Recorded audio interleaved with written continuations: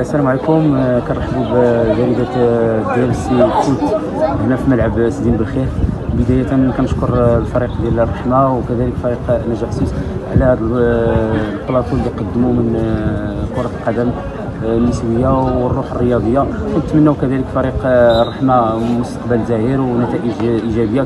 كما كذلك كنشكر الفريق ديالي والمدرب عادل نجل. شكرا. السلام عليكم، معكم أمينة خراز لاعبة نجاح سوس حارسة مرمى نجاح سوس. اليوم كانت واحد المقابله في المستوى مع اتحاد الرحمه. رغم الاصابات اللي كانوا عندنا والغيابات اللي كانوا عندنا قدرنا نحققوا واحد النقطه اللي هي ايجابيه الحمد لله. رغم الاصابه اللي تعرضت لها في الماتش الاول، المقابله الاولى اللي لعبتنا ضد اتحاد الزمامره، الحمد لله كانت اصابه اللي هي كانت بعدتني على مباراه وحده اللي هي ديال الداخله. الحمد لله قدرت ريكوبيري ونتريني ونرجع ترينينا اونغلو السيمانه كامل ديال لونطرينمون باش نجيو نحققوا 3 بوان. ما كتبش، المهم نقطه احسن من والو. هذا الموسم هذا ان نحققوا المراتب الاولى كما ديما كما كنحققوها مع هاد العيمان هادو اللي دازوا.